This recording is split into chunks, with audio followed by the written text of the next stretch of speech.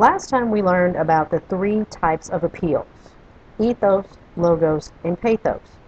And those are the things that we want to be sure and use in our writing so that we can make the biggest impact on our reader. Today I'm going to explain some rhetorical devices. Think about rhetorical devices as the tools that you use to accomplish the writing of those three types of appeals. So these are the things that are going to make it possible for you to appeal to your reader's sense of logic, also touch their emotions, and set yourself up as an authority. So rhetorical devices are tools to make your writing powerful. The first one that I'm going to talk about is one that I know you've heard of before: alliteration. Alliteration is the repetition of beginning consonant sounds. Now, the most common use of alliteration is probably in tongue twisters, like Peter Piper picked a peck of pickled peppers, or Sally sells seashells down by the seashore. Now, those are silly little sayings, and yes, they do contain alliteration. But look at the example here. This is a real sentence, and it uses alliteration to great effect. Intramural hockey is a strenuous, stimulating, satisfying sport. So we have 4 words in a row, all with the beginning S sound. This is an example of alliteration. But the interesting thing about this sentence is it goes one step further. The S sound has what's known as sibilance, and it kind of sounds like the noise that skates would make as they traveled over the ice. So this has even more impact because not only do the words start with the same sound, but the sound almost puts that image of hockey in your reader's head. So that's a pretty good sentence, and that's a good thing to keep in mind when you're writing. The next one we're going to talk about is probably not one you've ever heard of: anaphora. Anaphora is the repetition of the same group of words at the beginning of successive clauses. Now that sounds like a very complicated definition, but if you look at the example, you'll see that anaphora is not complicated at all. In fact, it's pretty easy to use, and it can be a very good rhetorical device to use in your writing. Here's the example. Exercise builds stamina in young children. Exercise builds stamina in teenagers and young adults. Exercise builds stamina in older adults and senior citizens. Every one of these clauses begins with the same 3 words: exercise builds stamina. Now that type of repetition is really going to grab the attention of your reader, and they're going to pay extra close attention to what you've written. So anaphora is a very good rhetorical device that you can use. It's easy to master. The next one we're going to talk about is, in essence, the opposite of anaphora. It's called epistrophe. Now that's a weird word. It comes from the Greek. You don't have to worry about that. Epistrophe is the repetition of the same group of words at the end of successive clauses. So anaphora was at the beginning, epistrophe is at the end. Now this example is something I think you'll recognize because it came from a story that I've read to you guys, something that I wrote. I've used epistrophe in this example. Dad goes to work every morning, just like always, and comes home every evening, just like always. Mom gets out of bed every morning, just like always, and goes to her office, just like always. The repetition of that same group of words, just like always, is really going to cause the reader to focus in on what I'm saying. They can't help but pay attention when you use repetition in that way. The next thing I'm going to talk about is called antithesis. Now, antithesis has kind of a complicated definition, but I don't want you to let that intimidate you.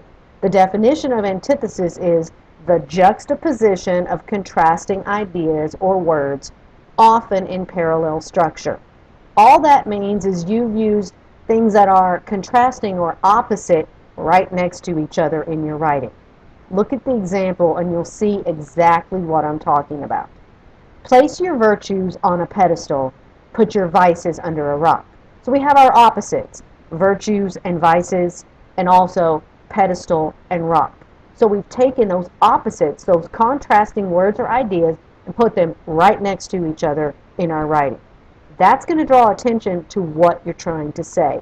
It's a very good rhetorical device, and it's easy to use. The next thing we're going to talk about is one you probably haven't heard of before, and it's got a weird name, ascendaton.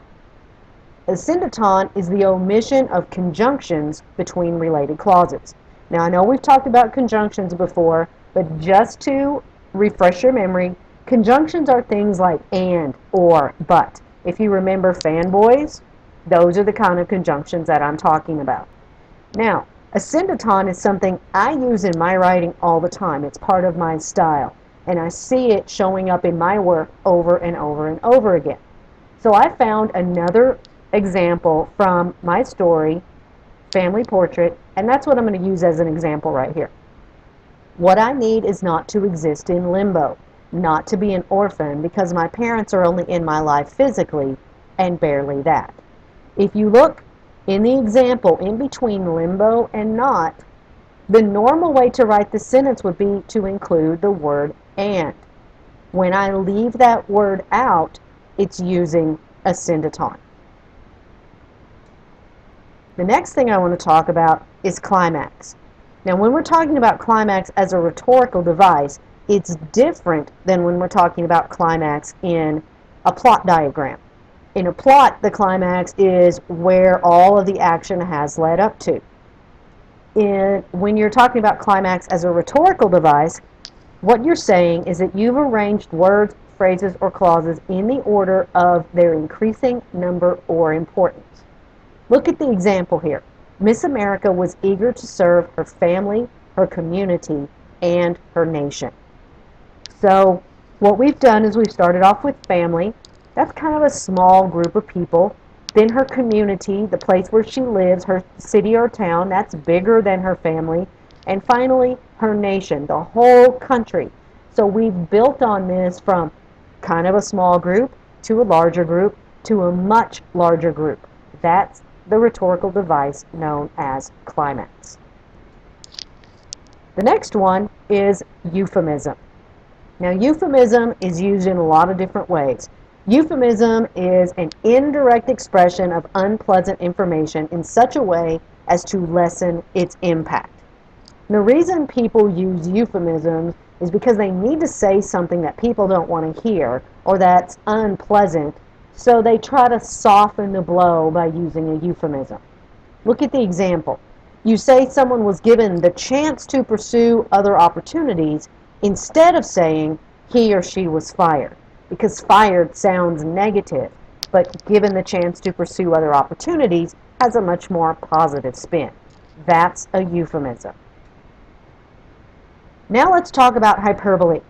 Hyperbole is when you purposely exaggerate something because you're trying to make an effect on your reader.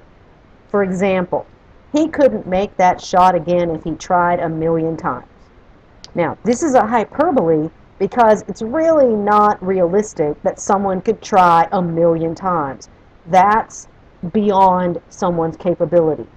So, tried 1,000,000 times is the hyperbole. It's the same thing if someone says, I'm so hungry I could eat a horse. Now, I know some of you have been pretty hungry, and I've been pretty hungry, but a whole horse is much too much for one person to eat. So that's another example of hyperbole. Next thing I'm going to talk about are words I know you've heard of before: metaphor, simile, and personification. Now, most people associate these types of rhetorical devices with poetry and fiction, and they certainly work very well in those types of genres. But let's don't discount their effectiveness in expository writing and persuasive writing. A good metaphor is a good metaphor, regardless of what genre it's written in. The same with the simile, and the same with personification. So let's look at these definitions just to refresh your memory and look at the examples. A metaphor is a comparison that does not use like or as. It simply states that one thing is another thing. The example here: she was a devil when someone crossed her. Now, we know whoever she is, she's not really a devil, but we can judge from this metaphor that she has a really bad temper and she's not very nice to be around when she's angry. Now, simile is a comparison that uses like or as. We see this all the time in every type of writing. The example here, his face was as hard as stone. Now we can judge from that simile that this person was not having any type of expression on his face. It was like a rock. A personification is the giving of human qualities to inanimate objects. Inanimate objects being trees, desks, chairs, a telephone, a spoon, anything you can think of that's not human. If you give it the qualities of being human, it's called personification. So look at the example here. The ground thirsts for rain. Now the ground doesn't really have thirst. That's a human quality. But by saying that the ground has this thirst, we are personifying the ground. So these are some rhetorical devices. I want you to practice using these in your writing because I guarantee if you master these few simple rhetorical devices, your writing will be so much more powerful you won't be able to believe it.